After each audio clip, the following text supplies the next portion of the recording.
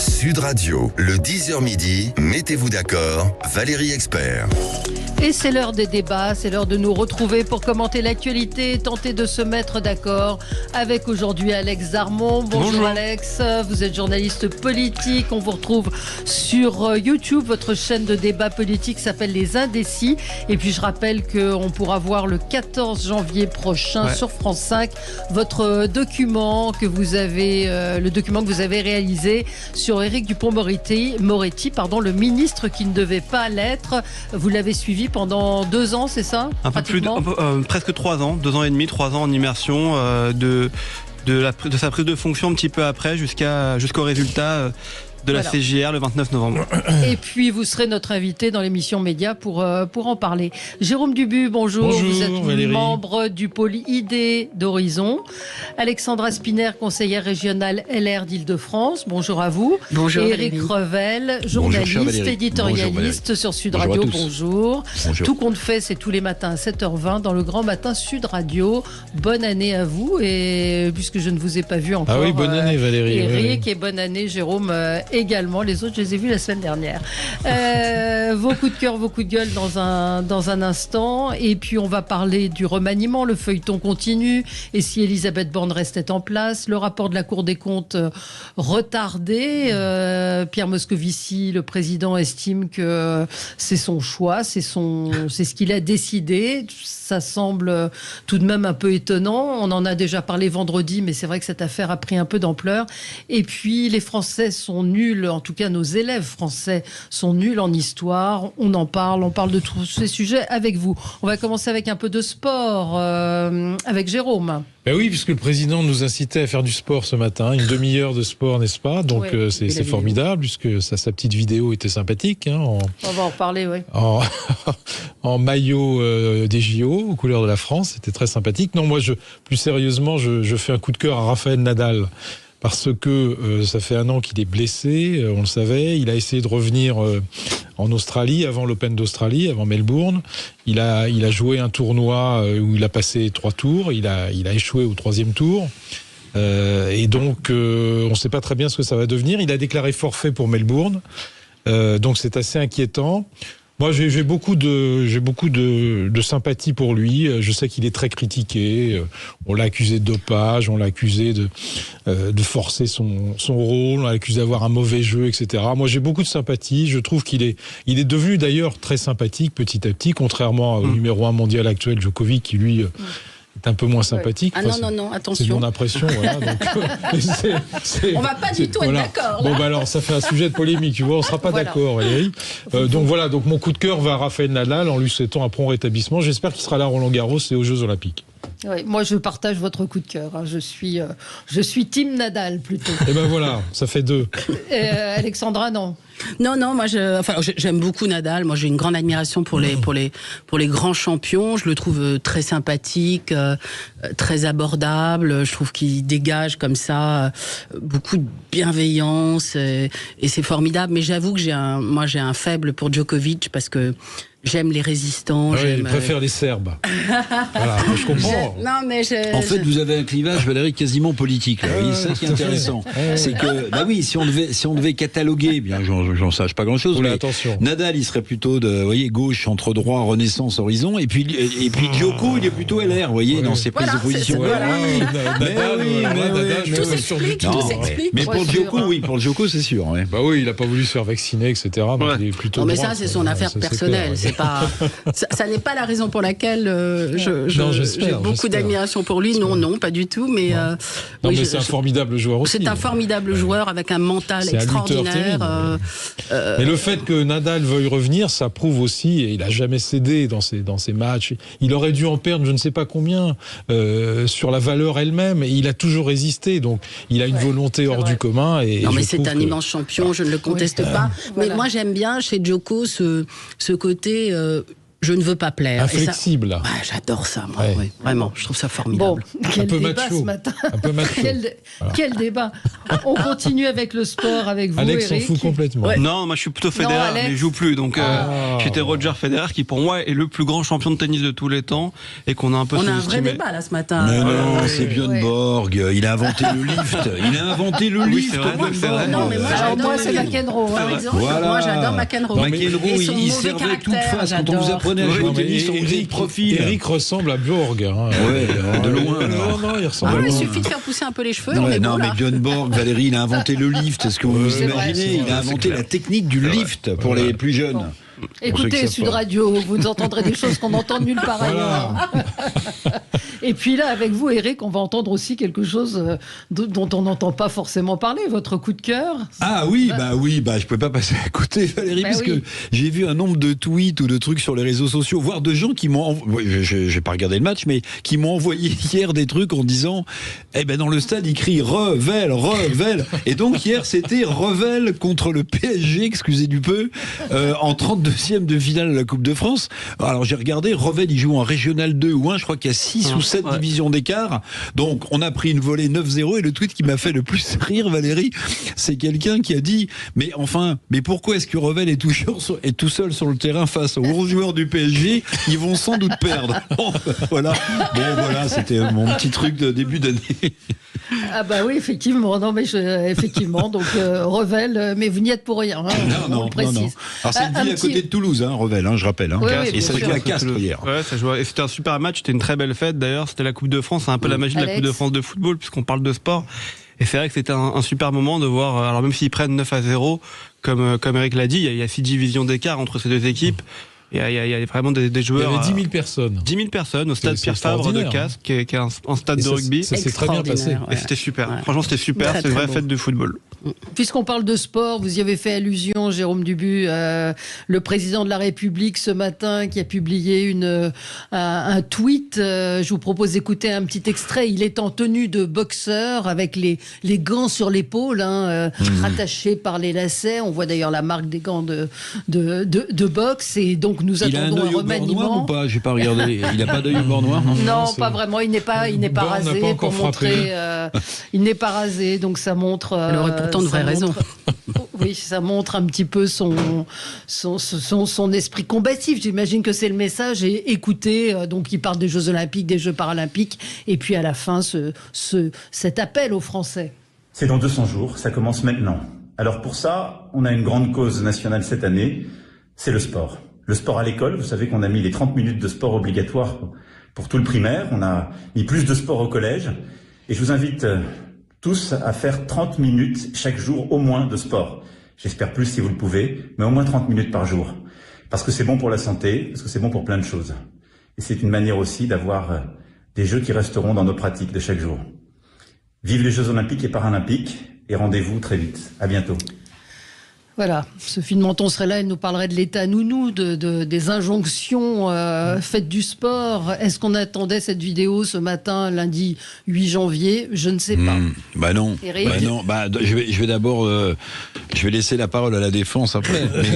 mais attendez, franchement, là, la ficelle est encore plus grosse que d'habitude. C'est-à-dire que là, le président de la République nous propose d'enjamber tous les sujets, de se projeter déjà aux Jeux Olympiques. Mais les sujets, ils sont devant lui.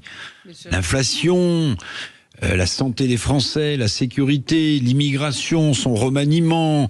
Il nous a fait le coup des 100 jours, il nous a fait le coup de je convoque tous les leaders politiques, il nous a fait le coup des cahiers de doléances des gilets jaunes. Bon, moi, le seul message que je retiens politique, qui est peut-être intéressant au niveau du futur remaniement, c'est qu'en fait, quand il rappelle qu'il faut faire, il faut faire du sport 30 minutes, bon, pour ceux qui peuvent, mais c'est surtout une idée portée par l'actuelle ministre de la Jeunesse et des Sports, Amélie Oudéa-Castéra.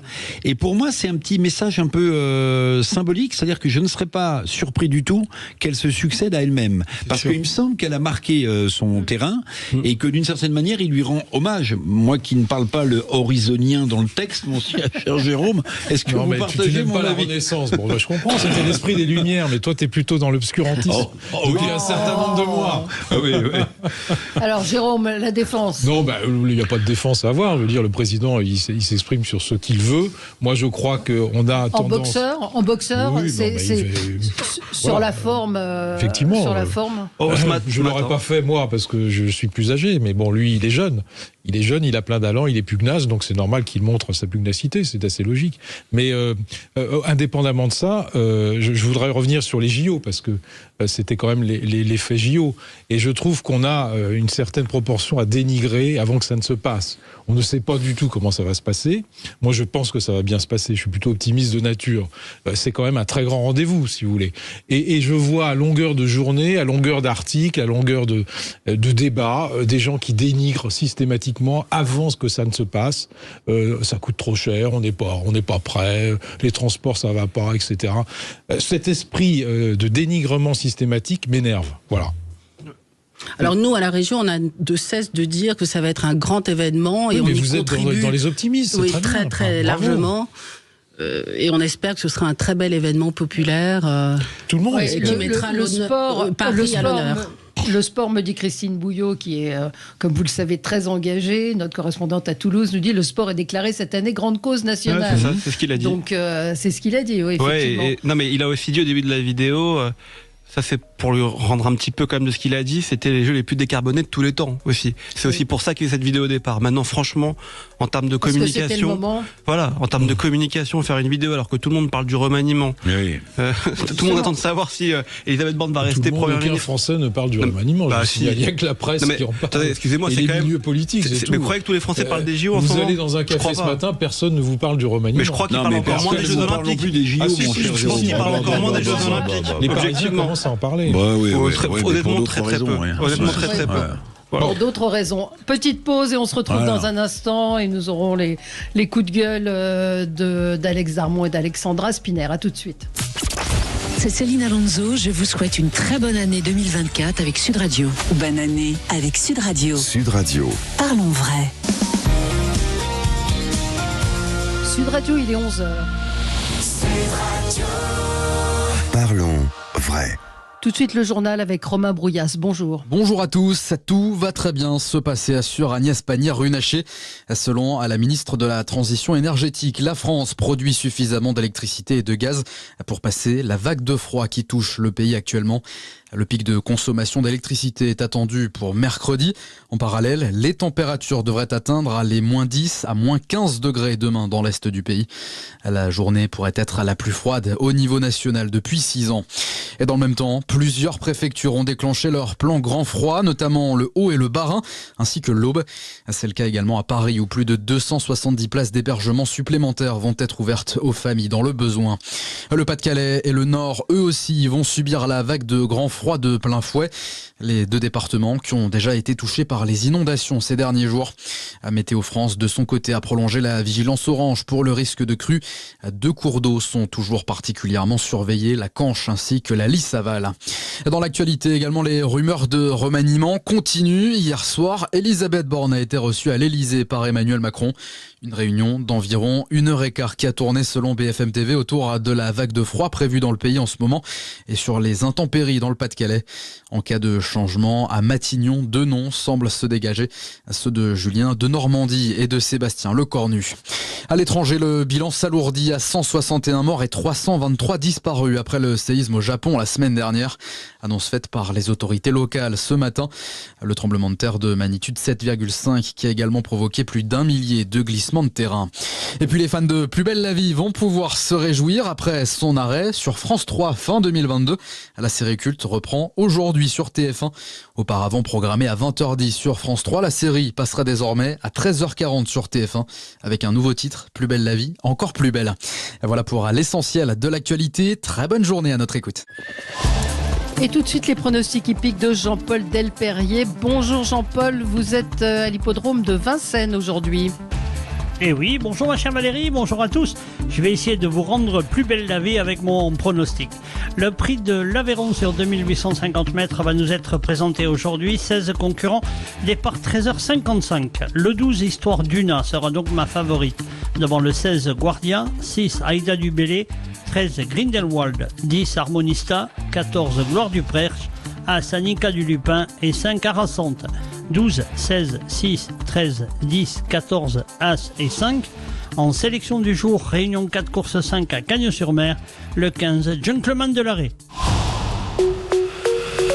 Sud Radio, le 10h midi, mettez-vous d'accord, Valérie Expert. Mettons-nous d'accord aujourd'hui autour d'Alex Darmon, journaliste politique. On vous retrouve sur YouTube avec votre chaîne de débat, pardon, pas les Insoumis, les Indécis. Ça a changé.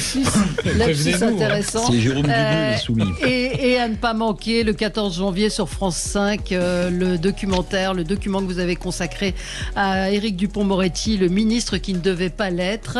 Jérôme Dubu, donc membre du pôle Horizon, pôle Idée Horizon. Alexandra Spinner, vous êtes enseignante et vous êtes également conseillère régionale LR d'Île-de-France. Éric Revel, journaliste, éditorialiste sur Sud Radio. Bonjour Valérie, bonne année. Hein. Oui, bonne année, encore une fois, à 7h tous les matins, grand matin, Sud Radio. Vous saviez que Revel, c'était la patrie du Jet 27. C'est Christine Bouillot qui me signale ça. Alors, si vous voulez parler de Revel, il y a une spécialité à part le machin, là, votre truc qu'il faut boire avec modération, ce sont les meubles. Il y a une formidable halle qui date de 1582. Philippe VI, si je me souviens bien, roi de France, et qui a été refaite entièrement en 1800 des poussières. Allez voir la halle de Revel. S'il vous plaît. Vous m'avez coupé l'herbe sous le pied parce qu'elle me signalait qu'il y avait des artisans formidables là-bas, effectivement. Ébénisterie, marqueterie, oui, absolument. Oui. Et le Jet 27, effectivement, à boire avec modération. Et vous disiez qu'on ne parlait pas des Jeux Olympiques, cher Jérôme. Si, on en parle, mais on en parle pour dénigrer. Oui, mais quand vous avez un stade, me dit Véronique, qui devait coûter 68 millions et qui va en coûter 174, et la piscine, c'est la piscine, oui. La piscine. Oui, on peut pas dire du bien quand on a un budget qui explose comme ça. Peut-être que ça s'explique. Moi, je n'ai pas le détail exactement, mais peut-être que ça s'explique. Le dérapage, il va être de 2 milliards, 2 milliards et demi. Oh, une paille.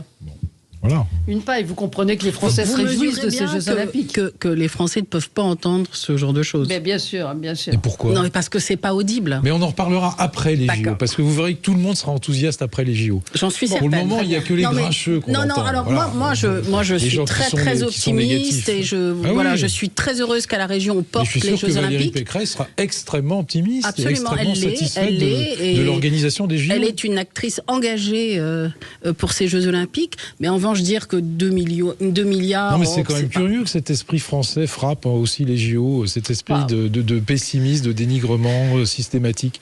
Quand vous allez dans les autres pays... Pessimisme ou réalisme ? Si. Non. Pratiquement partout. Quand c'était en Grèce, pareil. En Grèce, rappelez-vous, quand il y a eu les Jeux Olympiques, les gens étaient vraiment en colère contre les JO. Parce que ça coûtait beaucoup d'argent. En Grèce, ça s'est très mal passé.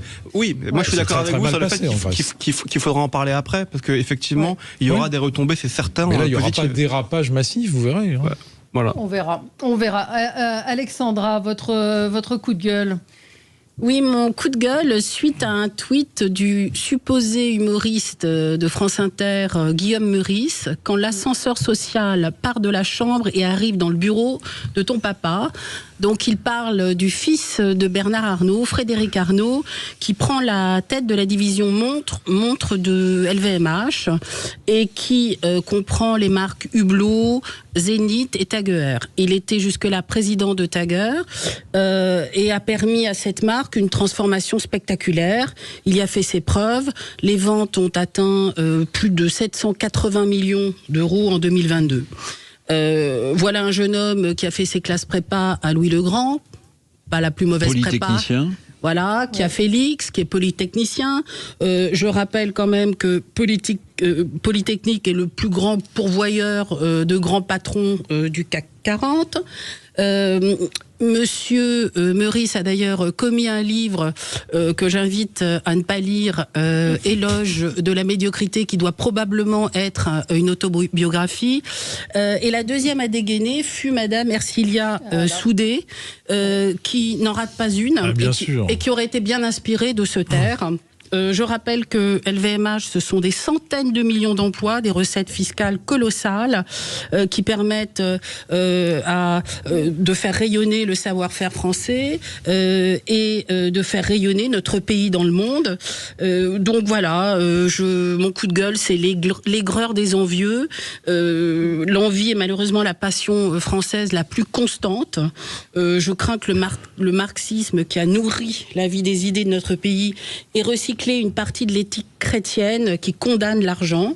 Mais il faut bien comprendre que sans... Catholique, pas chrétienne. Oui, oui, catholique, oui, absolument. Oui. Mais sans capitalisme, la pauvreté risque de s'accroître.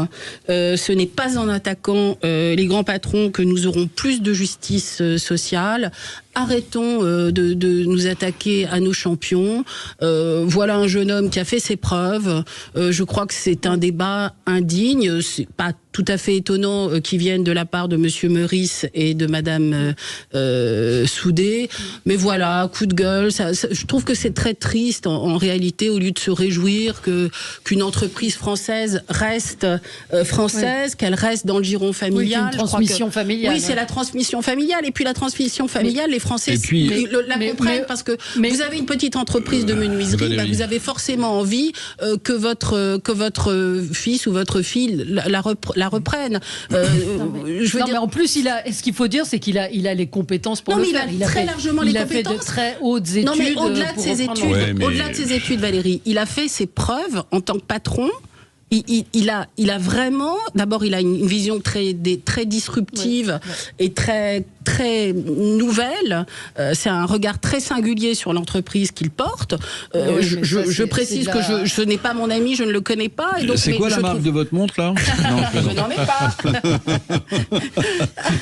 Non, mais c'est pas un cadeau. Alors, Éric Revel. Non, mais en plus. Il y a une formule qui dit qu'ils se sentent morveux qu'ils se mouchent. Mais quand vous regardez comment sont attribués chez LFI les brevets pour se présenter, les investitures. Regardez bien. Vous verrez par exemple que le gendre de Jean-Luc Mélenchon a eu l'investiture. Hasard. Vous noterez que des copains journalistes de Jean-Luc Mélenchon, leurs enfants ont eu l'investiture. Hasard. Et même des copains journalistes tout court. Voilà. Donc si vous voulez, et même la compagne de Jean-Luc Mélenchon qui est élue à Paris dans le 11e arrondissement. La méritocratie. Non, mais c'est pas le sujet s'ils en ont les compétences. Non, très bien. Mais avant de faire ce genre de déclaration, regardez quand même. Voilà, et puis je regardais le chiffre d'affaires quand même. Chiffre d'affaires, joaillerie plus montre du groupe LVMH, c'est 8 milliards d'euros.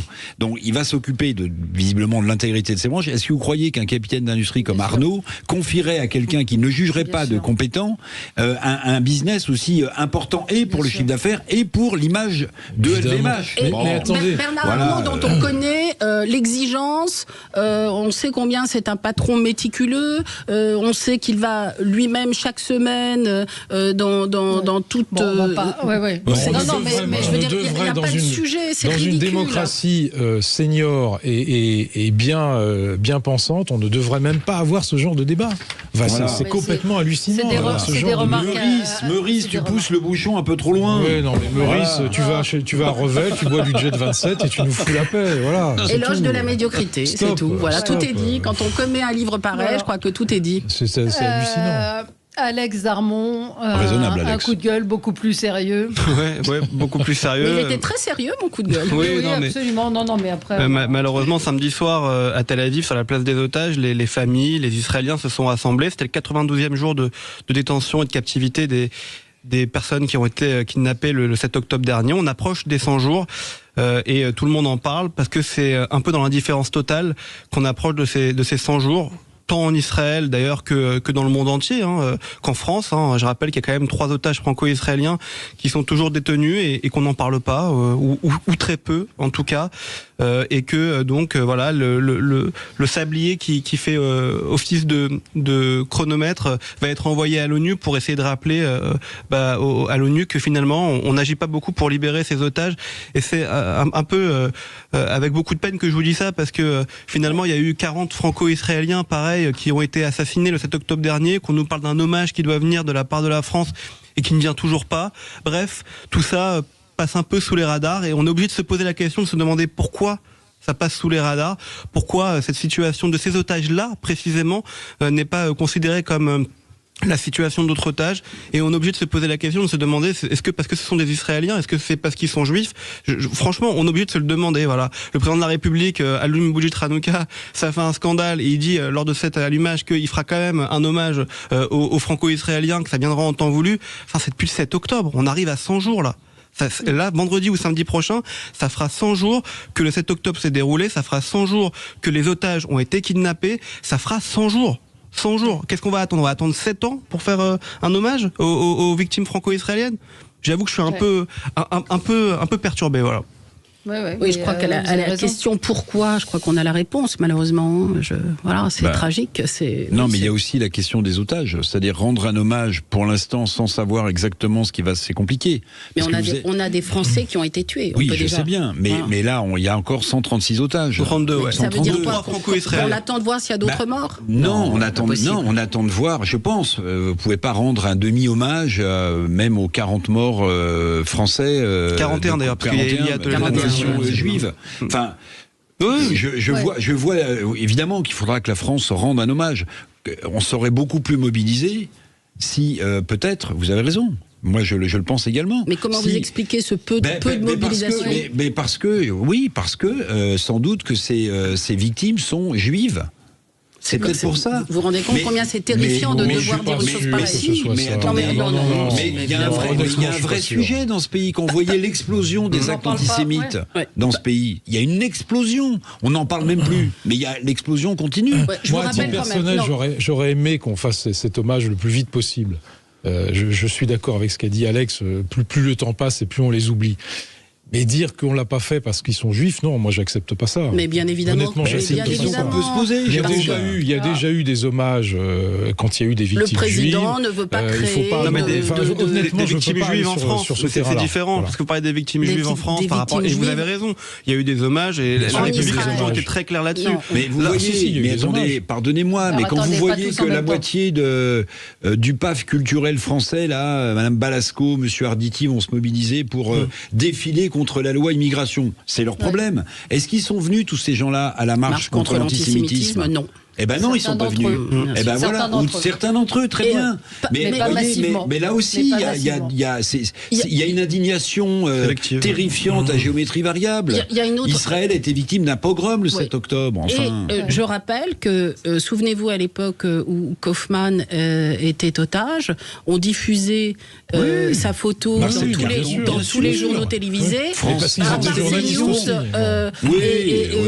Qui en parle régulièrement. Et ici, à plusieurs reprises, j'avais noté ça. Sur Sud Radio. Le Parisien en parle quand même. Le journal Le Parisien, ils en parlent. Mais ça devrait être quotidien. Pas tous en même temps. Plus on attend, et plus effectivement, la mémoire s'estompe, ça c'est très clair. Alors quand même, tous les vendredis, je le dis à vos éditeurs, pour ceux qui voudraient venir, parce que c'est important, tous les vendredis, place du Trocadéro dans le 16e, à midi, vous avez un rassemblement justement pour dire aux otages qu'on ne les oublie pas et pour demander leur libération et pour voilà, c'est un rendez-vous qui est permanent tous les vendredis à midi, tant que tous les otages, dont 3 Français, ne seront pas rentrés à la maison. C'est très important de le dire, ces 3 Franco-Israéliens, ce ne sont pas des soldats.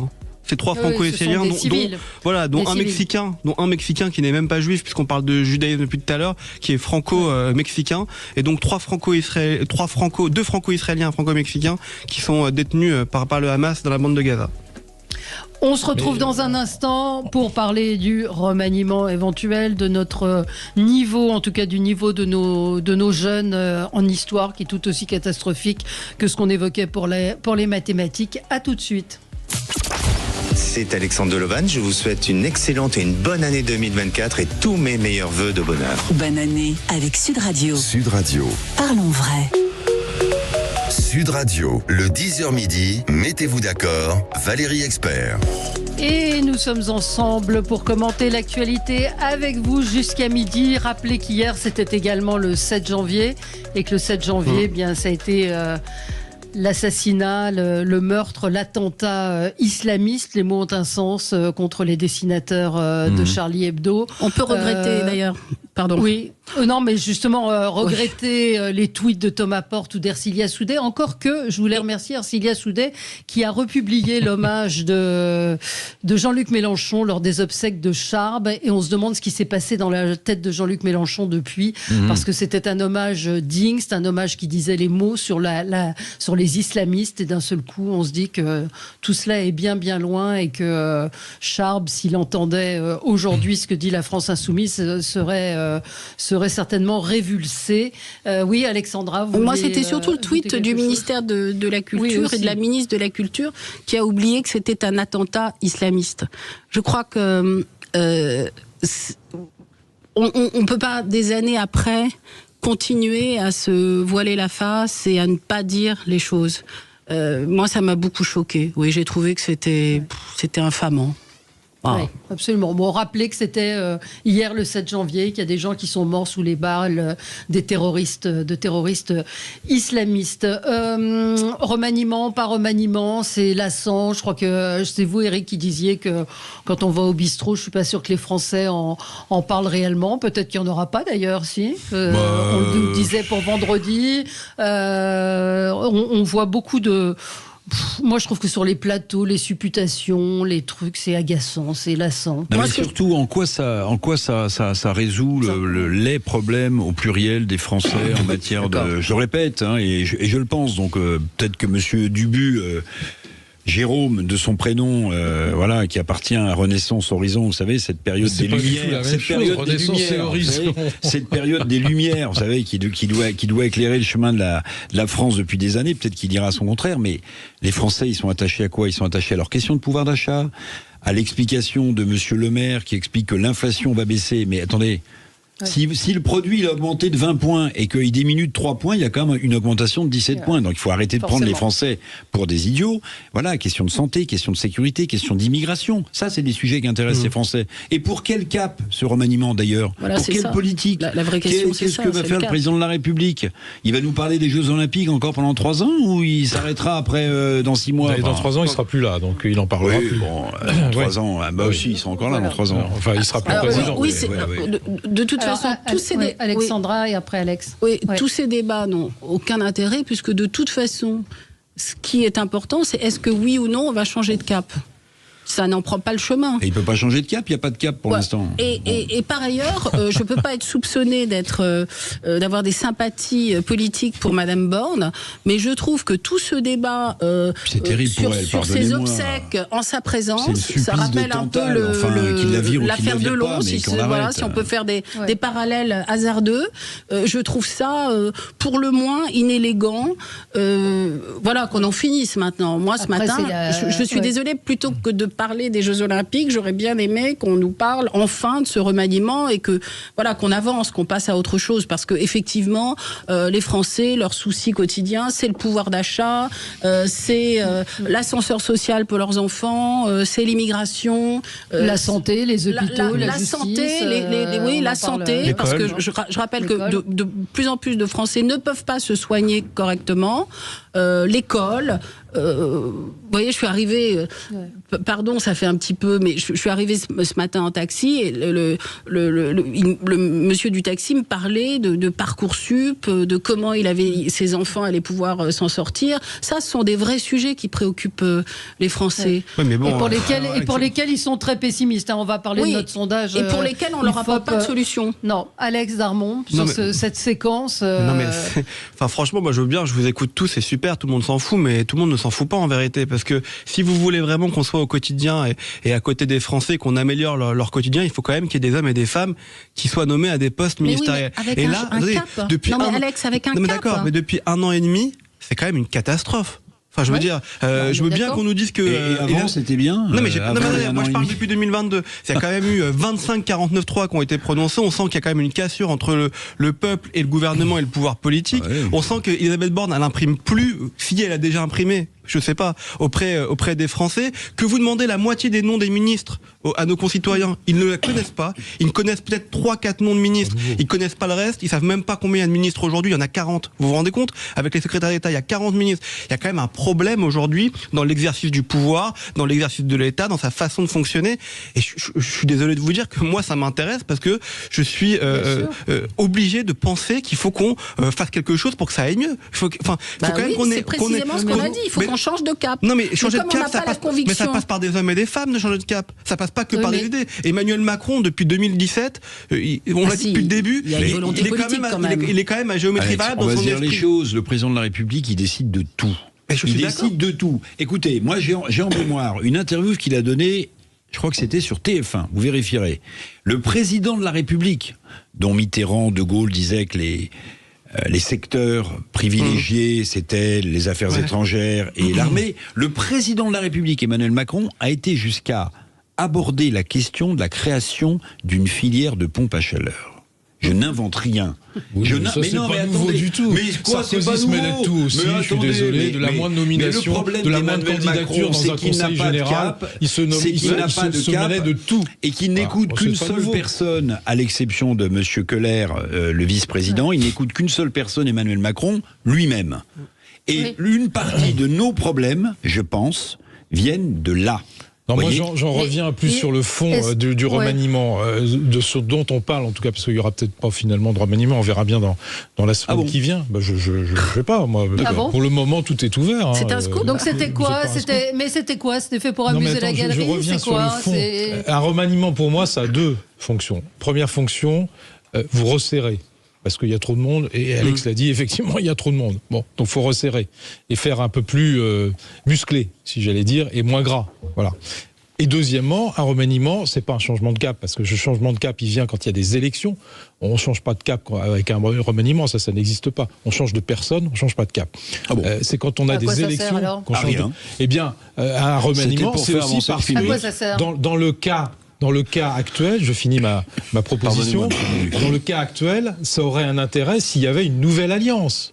S'il y avait une nouvelle alliance, c'est-à-dire s'il y avait un gouvernement commun avec LR. LR ne le veut pas, je n'ai pas l'impression que la majorité le veut aussi. Donc voilà, donc pour le moment, le remaniement ne pourrait avoir qu'un intérêt sur le premier cas que j'ai cité, et je n'ai pas l'impression qu'on se dirige vers ça. Mais mon cher Jérôme, est-ce que je peux vous poser une question ? Allez-y, Éric Revel. Ah, il n'a pas dit oui, hein. Il craint. Moi, je vous autorise. Eh bien, monsieur Dubu, j'ai pas le choix quel est le cap aujourd'hui du président de la République et du gouvernement actuel? C'est quoi le cap? Mais le cap, il a été fixé par les élections présidentielles en 2022, il est assez clair. Pour lequel le président de la République n'a pas fait de campagne. Mais il n'a pas fait de campagne. La feuille de route du président, relisez la déclaration politique générale de la première ministre. Ah oui, c'est vrai. Pas tous en même temps. Pas tous en même temps. Il avait condamné le nucléaire au début de son premier quinquennat. Et vous avez raison, il a changé d'avis. Il n'a jamais condamné le nucléaire. Ah bah si, il l'enterrait. Il a appliqué ce qu'il avait décidé Hollande. Non, pour Fessenheim, mais il fallait fermer dans la suite 13 réacteurs. Ça n'a pas été fait. Ah bah oui, le président de la République s'est gouré. Vous vous rendez compte, c'est un truc aussi stratégique. Et Eric, ce que dit Jérôme, il a raison sur le fait qu'il faut relire le programme électoral pour lequel le président de la République a été élu. C'était quoi? C'était les retraites. Il a voté les retraites. C'était quoi? C'était l'immigration. Il a voté l'immigration. Attendez, juste laissez-moi finir. Le seul problème, c'est qu'il les a votés en force. Le problème, il est là. La nécessité de trouver une nouvelle majorité, et là, ça aurait du sens. Mais donc, ce qui est certain. Aujourd'hui, il faut qu'il aille trouver un Premier ministre ou une Première ministre qui fasse en sorte de rassembler autour de lui, autour de sa majorité, que ça soit à droite ou à gauche. Et les deux noms qui ressortent, Stop. C'est l'heure de la pub. Eric, vous reprenez. Ne vous arrêtez pas. Tout de suite. Sud Radio, le 10h midi, mettez-vous d'accord, Valérie Expert. Transport en commun. Sud Radio, le 10h midi, mettez-vous d'accord, Valérie Expert. Le 10h midi avec les débats avec Alex Darmon, Jérôme Dubu, Alexandra Spiner et Éric Revel. Donc le remaniement, pourquoi faire un nouveau cap? Je m'étais arrêté à avec jamais. Qui? Je m'étais arrêté à jamais, au mot jamais. Jamais on a vu un gouvernement qui fait passer dans les plus grandes difficultés une loi qui s'appelle la loi immigration, dont on sait d'ailleurs que grâce au rapport retardé de M. Moscovici de la Cour des comptes, la politique actuelle du gouvernement en matière d'immigration est un fiasco. Jamais on a vu un gouvernement, président de la République en tête, Première ministre en tête, qui prie et qui met un cierge tous les jours à l'église pour dire pourvu que le Conseil constitutionnel la retoque. Est-ce que vous avez déjà vu un truc comme ça? Mais enfin, mais c'est incroyable. Si vous êtes fier de votre loi, eh ben alors allez-y. Eh ben non, le président de la République dit à son aile gauche, non mais vous en faites pas. Les mesures que vous aimez pas, elles vont être retoquées. Il n'a pas vraiment dit ça. Mais je crois c'est Elisabeth Borne qui dit ça, qui dit non mais il y a plein de mesures qui sont pas constitutionnelles. Non mais où mon cher Jérôme Dubu? En réalité, ce qu'il ne faudrait pas, c'est que toute cette séquence sur le remaniement, le débat du remaniement, l'évocation des noms des uns et des autres, Monsieur Bayrou qui ressurgit, c'est que finalement tout ça accouche d'une souris. Voilà. Mais c'est bien ce que je vous disais. Donc moi je pense qu'il faut maintenant il y a une nouvelle alliance politique. qu'on redéfinissent un vrai cap. Je crois que toute la séquence sur la loi l'immigration, qui a quand même été la victoire des LR, montre bien victoire, la Pyrrhus. Mais non, pas du tout. Que montre bien que montre bien que le en même temps est un échec total. Voilà. Et donc maintenant l'enjeu, c'est pour le président de la République, c'est d'avoir un Premier ministre qui est capable de mettre sa majorité en marche, si je puis dire, pour les européennes. Et toute la difficulté est là, parce que si c'est juste une question de casting, si c'est jouer un petit peu, remplacer l'un par l'autre, ça n'a aucun intérêt. C'est ça le problème. Il faut un message politique fort. Oui, Alex Darmon. Pour moi, il y a quand même un enjeu de casting, parce que vous êtes en 2024, oui, c'est ça, 2024. Le président de la République s'est fait élire pour la première fois il y a 7 ans. Et là, aujourd'hui, je pense qu'il galère à trouver des gens. C'est aussi ça. Non, mais Jérôme Dubu, on va lancer une annonce. Non mais vous savez, recherche comme ministre désespérément. Non mais vous dites que c'est compliqué d'avoir un cap, de trouver, enfin de savoir quel Premier ministre il va mettre en place et tout. Je vous promets que c'est compliqué aujourd'hui, je pense, de trouver des gens qui rejoignent ce gouvernement et cette majorité parlementaire qui ont un écho auprès des Français. Pas auprès de nous, les journalistes politiques, ou auprès des parlementaires, auprès des Français, qui soient identifiés. Je le disais tout à l'heure, et je le pense vraiment, si vous allez voir des Français dans la rue, que vous leur demandez le nom du ministre de la Défense, qui est cité pour être Premier ministre demain, Sébastien Lecornu, je suis pas sûr que 2 personnes sur 10 vous donnent son nom. En juillet ou en juin 2016, à Amiens, quand Emmanuel Macron a lancé En Marche, il y avait 80 personnes dans la salle qui connaissaient Emmanuel Macron. Beaucoup de monde. Plus tard, il était président. Jérôme, tout peut arriver dans la vie politique française. Alors, un mot sur Pierre Moscovici et donc ce rapport escamoté. La question que je me suis posée, c'est si le résultat avait été différent des conclusions de la Cour des comptes qui dresse donc un constat accablant sur la gestion de l'immigration clandestine, est-ce qu'il l'aurait publié à la date prévue? Oui. Moi, je pense que oui. Oui, évidemment. Moi, je pense que oui. Mais là, quand il vous explique, Monsieur Moscovici, qui on remet pas en cause ses qualités politiques, c'est un homme politique effectivement qui a fait sa carrière, mais là aujourd'hui clairement c'est son bon vouloir, c'est son jugement qui fait que il décide de ne pas diffuser ce rapport. Enfin, et il vous l'explique précisément, c'est lui qui a décidé de ne pas publier ce rapport. Avec une morgue et un mépris absolu. Alors pour moi il y a deux choses, Valérie. D'abord, je vais être un peu négatif avec Pierre Moscovici, le premier président de la Cour des comptes, que je connais bien, que j'apprécie beaucoup, notamment intellectuellement. Je trouve que c'est une mécanique intellectuelle. C'est que il y a un mépris terrible quand même, terrible. Des élites qui savent mieux ce qui est bon pour le peuple. C'est ça qui est insupportable. Voyez, et quand le premier président de la Cour des comptes dit non, je ne vais pas mettre ça dans le débat tout de suite parce que l'opinion publique n'est sans doute pas prête, ou alors elle va s'extrémiser davantage à mettre cela dans le débat public, il y a un petit côté, les élites, mesdames, messieurs, vous regardent de haut, vous savez, du haut de ces pyramides, 20 siècles vous contemplent. Bon, il y a un peu ce côté-là. Puis deuxième chose, c'est que Pierre Moscovici est un homme suffisamment intelligent et un politique suffisamment malin, marqué à gauche. Il a été ministre des Finances notamment de François Hollande. Il a été commissaire européen. Il a été ministre des Affaires européennes de Jospin, si ma mémoire est bonne, en 97. Il est suffisamment madré politiquement pour savoir exactement ce qu'il allait faire. C'est-à-dire que là encore, il y a un décryptage d'un homme de gauche. Il a le droit d'être de gauche, monsieur Moscovici, ça me gêne pas du tout. Mais en fait, qu'est-ce qu'il se dit ? Il se dit, si je publie ce rapport au moment où il y a un débat qui paraît favoriser une loi immigration très à droite et très dure, alors je vais sans doute à mon corps défendant, en publiant ce rapport, donner encore plus de carburant à ceux qui veulent une loi encore plus dure. Car n'oublions pas que dans ce rapport, Valérie, qu'est-ce que montre la Cour des comptes ? Dans des rapports qui doivent éclairer normalement la décision parlementaire et du couple exécutif. Ce rapport montre que la politique de l'immigration du gouvernement actuel est un fiasco. Voilà ce que dit le rapport. Mais c'est grave. Mais évidemment qu'il y a un sujet. Évidemment qu'il y a un sujet. Et Pierre Moscovici est suffisamment intelligent pour savoir qu'il y a un sujet quand il fait ça. Mais alors après, moi j'aimerais bien savoir si on lui a demandé ou pas de différer la publication de ce rapport. Il dit qu'il l'a fait de son propre chef. Et c'est tout à son honneur qu'il l'a fait de son propre chef. Très bien. Tout à son honneur. Mais vous savez, ça me rappelle une autre loi qui avait été extrêmement challengée, si l'on peut dire, c'est la loi sur la réforme des retraites. Vous vous souvenez que une fois que cette loi a été votée en grande difficulté avec les manifs qu'on a connus dans toute la France, comme par hasard, le corps, on peut penser ce qu'on veut du corps, le Conseil d'orientation des retraites, a publié un rapport, 5 jours après, pour dire, mais en fait, cette réforme ne sert à rien. Vous avez dit d'abord, c'était plus subtil que ça. Oui, ce que disait le corps. Vous êtes plus subtil. Et deuxièmement, le corps disait qu'il fallait.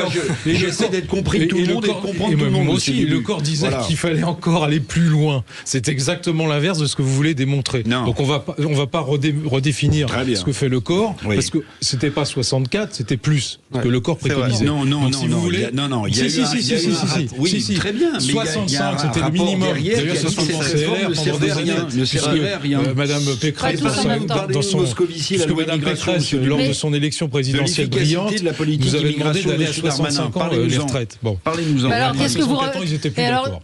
Jérôme, on vous a pas entendu sur ce qui s'est passé. Non, parce que je laissais parler mes adversaires. L'élection présidentielle de Valérie Pécresse n'a peut-être pas été brillante, mais elle a gagné la bataille des idées. Parce que toutes les propositions, absolument, toutes les propositions de Valérie Pécresse sont reprises. Elle préconisait 65 ans, la retraite à 65 ans, et qu'à 64 ans, un certain nombre de gens de LR ont voté contre. Faut le faire.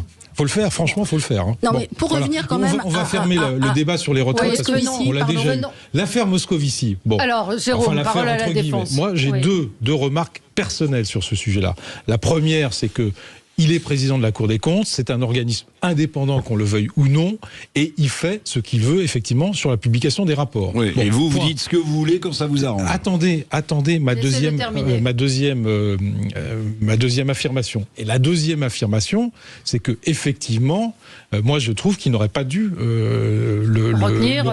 Oui. Évidemment. Voilà. Donc nous sommes d'accord. Simplement, on ne peut pas le critiquer juridiquement puisque la Cour est souveraine sur la publication de ces rapports. Très bien. Il y a des tas de rapports de la Cour qui ne sont pas publiés. Ce n'est pas d'une condamnation juridique dont on parle ici. Non, mais il n'aurait pas dû le retenir. Si M. Moscovici avait un petit peu d'honneur, ce dont vous parliez, M. Revel, tout à l'heure, il aurait démissionné. C'est ce que Laurent Wauquiez demande chez moi. Il a raison. Oui, il a raison. On entend M. Wauquiez qui n'a rien dit sur le sujet des retraites, qui est un sujet fondamental, qui n'a rien dit sur la loi immigration, qui est un sujet fondamental, et qui maintenant ramène sa fraise du haut de l'Auvergne. Non, mais déjà, Wauquiez, stop. Non, mais ce que je voudrais quand même. Un peu de cohérence. Ce qu'il est important de dire, quand même, c'est que les rapports publics. Il était dans son volcan, tout d'un coup, le volcan a une éruption extraordinaire parce que M. Moscovici a retenu un rapport. Alors, ça promet, franchement, ça promet chez LR. Le procès de M. Wauquiez qu'on doit faire ce matin. Bon, je rappelle, ça a déjà été dit que la Cour des comptes, les rapports publics de la Cour des comptes ont vocation à contribuer à l'information des citoyens. Pardon ? Les citoyens si je puis me permettre de terminer. C'est encore pire, c'est à contribuer à l'information des parlementaires. Donc des parlementaires, oui. Pas des citoyens. Mais des citoyens également. Non. Et elle doit assister le Parlement dans le contrôle de l'action du gouvernement. Voilà. Donc, Monsieur Moscovici, dont je rappelle qu'il est un apparatchik du Parti socialiste, qui a fait tout son parcours allant d'un poste à un autre, certes avec une très belle mécanique intellectuelle, vous aviez raison de le saluer, mais ça n'empêche pas que toutes ces décisions sont navrantes en réalité. Et moi, ce qui me choque, c'est la confiscation. Quelles décisions sont navrantes ? typiquement... Toutes les décisions, c'est lesquelles? Toutes ces décisions, en tant que ministre. Ah bon? Et je trouve que... je ne savais pas que vous étiez socialiste, mais je suis ravie de l'apprendre. Je suis objectif. Il y a des choses qu'il a très bien faites. Quand il était ministre des Affaires européennes, ça a été rappelé, il a très bien défendu la France. Bon, on va pas remonter la carrière de M. Moscovici. C'est une confiscation du débat démocratique. Moi, je trouve ça hallucinant. Et à un moment où les Français doutent tellement de leurs élites, je trouve que cette façon de considérer que c'est à Monsieur Moscovici, un grand intellectuel, de décider quand les Français doivent apprendre ou pas ce qu'il en est de la réalité de l'immigration en France, je trouve ça totalement scandaleux. Voilà. De là à demander la démission, et encore plus celui qui non, le mais demande. c'est vrai qu'on... Non, mais écoutez... affligeant. Non, mais est-ce qu'il n'aurait pas des comptes à rendre? Le type, il est candidat à la présidence de la République, tout ce qu'il trouve à faire depuis 2 ans, c'est demander la démission de monsieur Moscovici. Est-ce que Pierre Moscovici ne doit pas avoir des comptes à rendre quand même sur ce qui s'est passé? Il est indépendant. Mais non, la Cour des comptes est il y aura une justification, il y a un bilan à la fin de l'année. Il ne publie pas ses rapports, qu'est-ce que vous voulez que je vous dise, moi? Il n'a pas à justifier. En tout cas, tout ça ne doit pas nous faire oublier que finalement, ça prouve une seule chose, c'est qu'il nous faut une révision constitutionnelle qui nous permettra de lutter efficacement. Ça veut dire quoi? Il faut mettre la Cour des comptes illégale. sous tutelle, Et c'est ce que proposent les Républicains. Mais vous proposez quoi? De mettre la Cour des comptes sous tutelle, les Républicains, c'est ça? Pas du tout, on ne propose pas ça. On demande à ce que monsieur Moscovici... Non, mais on demande à ce que monsieur Moscovici démissionne. C'est tout. Et pendant ce temps-là... Il est indépendant, encore une fois. Oui, mais quand vous faites une faute, vous êtes viré. vient de faire son entraînement de boxe et nous parle des JO. Vous voyez, formidable. On en est là. Et on va parler de nos jeunes qui ne savent pas à 18% ce qu'est la Shoah. Ça fait partie de cette étude qui a été publiée hier dans la Tribune dimanche avec des lacunes absolument effarantes. Quand on pose la question quand a débuté la Révolution française, 46% des jeunes sont incapables de répondre. 1789. À tout de suite. Comment en est-on arrivé là? Sud Radio, le 10h midi, mettez-vous d'accord, Valérie Expert. Sud Radio, le 10h midi, mettez-vous d'accord, Valérie Expert. Alors, je voulais qu'on revienne sur ce sondage qui a été fait par Opinionway pour nos confrères de la Tribune dimanche. On savait donc qu'on avait une grande partie des élèves qui arrivent en 6e qui ne savent pas lire. On savait qu'on était très mauvais en maths selon l'étude PISA. Et là, on apprend qu'on est tout aussi nul en histoire. 18% des jeunes ne savent pas ce qu'est la Shoah. Il y a d'autres réponses tout aussi étonnantes. 85% donc des jeunes déclarent savoir ce qu'ont été les chambres à gaz, mais 38% n'ont jamais entendu parler de la rafle du Veldiv. Plein de questions sur les dates du droit de vote chez les femmes, la date de l'abolition de la peine de mort. Tous ces chiffres sont relativement inconnus. J'ai une auditrice qui pose la question de savoir que ceux qui sont plus ou moins affiliés à des partis politiques pensent de cela et surtout s'ils se sentent une responsabilité. Jérôme, la question est un peu difficile, mais oui, bien sûr qu'on a une responsabilité commune, c'est clair, parce que c'est pas la peine de se cacher derrière son petit doigt. L'enseignement de l'histoire a toujours été, depuis les années 80, il y a eu une réhabilitation de l'histoire au début des années 80, juste avant Mitterrand. Quand Giscard était président et Barre Premier ministre, ils ont réhabilité avec Abi. Ils ont fait des choses très mal par ailleurs, notamment le collège unique, etc. Mais la réhabilitation de l'histoire, c'était réel. Bon. Et depuis cette date, il y a eu petit à petit un grignotage de l'histoire et de l'importance de l'histoire dans l'enseignement français, jusqu'à ce que Madame Vallaud-Belkacem, je ne sais pas si vous vous en souvenez, remette en cause directement l'enseignement de l'histoire. Donc, si vous voulez, c'était plus une matière prioritaire et on a une responsabilité commune, c'est clair. Moi, je considère, j'ai toujours considéré dans ma petite carrière politique de base que on avait une responsabilité très forte pour faire en sorte que on transmette et que l'enseignement soit d'abord une transmission des savoirs. Ouais. Et quelle est la matière la plus emblématique dans ce genre de choses, pour cet objectif, c'est bien l'histoire. Et donc le fait de l'avoir massacrée, le fait de l'avoir remise en cause, le fait de l'avoir petit à petit voulu la politiser. à des fins politiques, c'est voilà, clair. C'est ça en fait. D'avoir voulu réécrire l'histoire.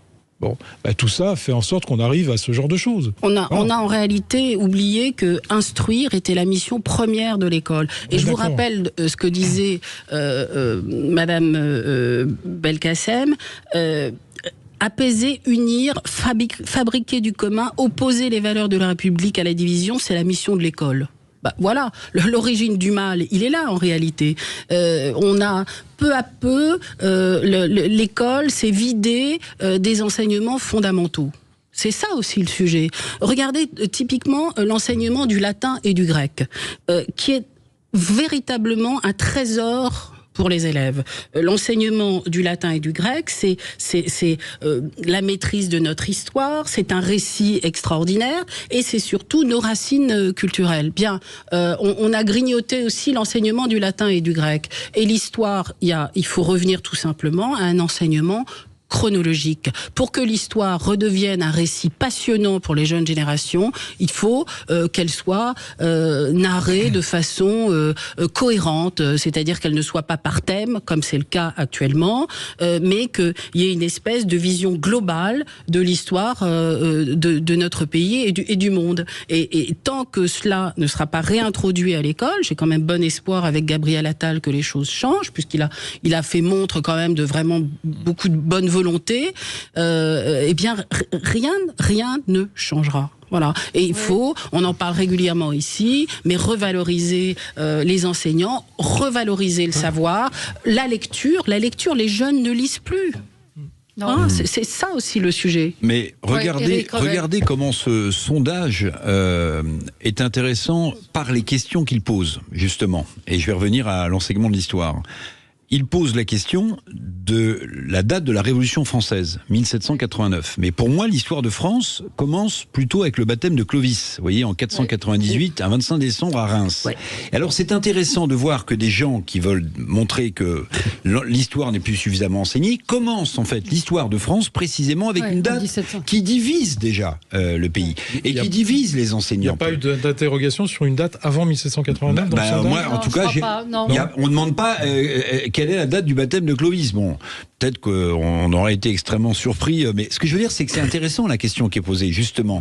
C'est que l'histoire commence en 1789. C'est un biais idéologique, deuxième chose, pardon, mais la responsabilité des enseignants et de la façon dont ils enseignent l'histoire, oui, c'est un sujet. On a honte de l'histoire de France dans ce pays. On a honte des parts d'ombre et de lumière dans ce pays. De Gaulle a célébré des anniversaires. C'est pas la responsabilité des enseignants.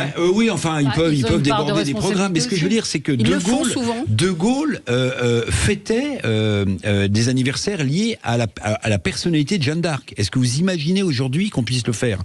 On a honte de l'empereur. Non, mais à part le Rassemblement national, qui il le fait plus. Il le fait plus. Mais regardez. Napoléon, enfin je veux dire les polémiques autour de très très bien, il était ce qu'il était, mais il a apporté la Cour des comptes, puisqu'on en parlait, voilà, ça c'est Napoléon, bien, pas que. On en est fiers. On en est très fiers. Oui. En fait, on n'aime pas notre histoire de France, on est un peu honteux devant ça. Mais sur la responsabilité des politiques, je crois aussi que au niveau local, il faut que nous célébrions la mémoire, qu'il faut y associer les écoles. Je crois qu'il y a un vrai travail aussi des élus locaux à faire, qui est très important. Moi, je vois de nombreux maires qui mettent la mémoire au cœur de leur action politique, et c'est très important. On fasse venir les enfants le 11 novembre, oui, absolument. Le 8 mai, etc. Il faut que toutes les grandes dates de notre histoire nationale, que les jeunes générations y soient associées.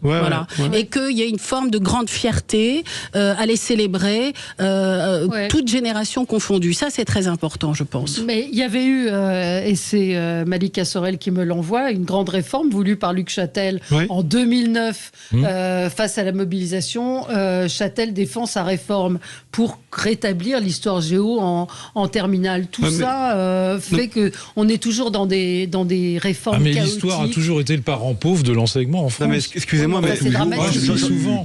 Alex, avant mai 68, on avait du courage. Mais moi, j'entends qu'effectivement, ça soit à l'école, ça soit les professeurs et tout, mais enfin, commençons aussi par le début. Regardons ce qu'on montre à nos jeunes, à la télévision, sur les réseaux sociaux, sur TikTok, qui apparemment est un super réseau social. social. Enfin, vous avez déjà, moi je suis producteur, hein, donc je regarde les émissions qui se font. Vous avez déjà vu les émissions de télé-réalité aujourd'hui ou pas? Vous avez déjà regardé les émissions de télé-réalité, les Marseillais à Miami, les Toulousains, je sais pas où. Vous avez déjà vu ces émissions où ils se font des quiz d'histoire, c'est des jeux qu'ils font, hein, où ils se font des quiz d'histoire à l'intérieur de ces émissions, et des milliers de jeunes regardent ça, ils racontent absolument n'importe quoi, et ils s'auto-congratulent et félicitent pour dire qu'ils ont les bonnes réponses, alors que ce n'est pas du tout le cas. Je vous citais une anecdote rapidement. Au Conseil de Paris, lorsque j'y étais, j'avais envisagé avec un certain nombre de collègues qu'il y ait une rue ou une place Solzhenitsyn à Paris. Bon, vous pouvez pas savoir, je présente ce vœu, vous pouvez pas savoir la polémique qui a eu lieu avec cette affaire. D'ailleurs, la rue ou la place, puisque c'était la place Maillot, qui devait être, ça a été voté, et dans la douleur, dans la grande douleur. Et il y avait à l'époque Alexis Corbière, qui est maintenant député, bien connu, LFI, qui était conseiller de Paris, élu du 12e, qui est monté au créneau contre Solzhenitsyn, en disant quoi? En le salissant, en disant qu'il était homophobe. Voilà quel était le seul argument. C'est pour vous dire que dans un objectif très politicienne, eh bien, on détruit les gens, on détruit ceux qui ont fait l'histoire pour des raisons purement politiciennes. Et on en arrive là en France. Ils ont voté contre une place Solzhenitsyn à Paris. Hallucinant. Hallucinant. Mais je me suis trompée sur Luc Châtel. C'est lui qui a diminué les. Ah bah oui, c'est ça. Absolument. Je l'ai mal. Lu. C'est l'inverse. C'est l'inverse. C'est lui qui a supprimé ses cours d'histoire géo en terminale. Tout le problème, c'est qu'on met de l'idéologie dans l'enseignement de l'histoire. C'est ça aussi. C'est ça. Et Blanquer, pour répondre à Alexandra, Blanquer a rétabli ou a sauvé les humanités, l'enseignement du latin et du grec, qui devaient être supprimés. C'est fini pour aujourd'hui. Je pense qu'on aura l'occasion. Mettez ses enfants dans une école privée. Ça, il fait ce qu'il veut. Voilà. Oui, mais pas tout à fait, non. Pas quand on est ministre de l'Éducation nationale. Pas quand on est ministre de l'Éducation nationale. Allez, très bonne journée sur Sud Radio. Dans un instant, André Berkoff. À demain. C'est Patrick Roger. Avec toute l'équipe de Sud Radio, je vous souhaite une très belle année 2024 et le meilleur pour vous. Bonne année avec Sud Radio. Sud Radio. Parlons vrai.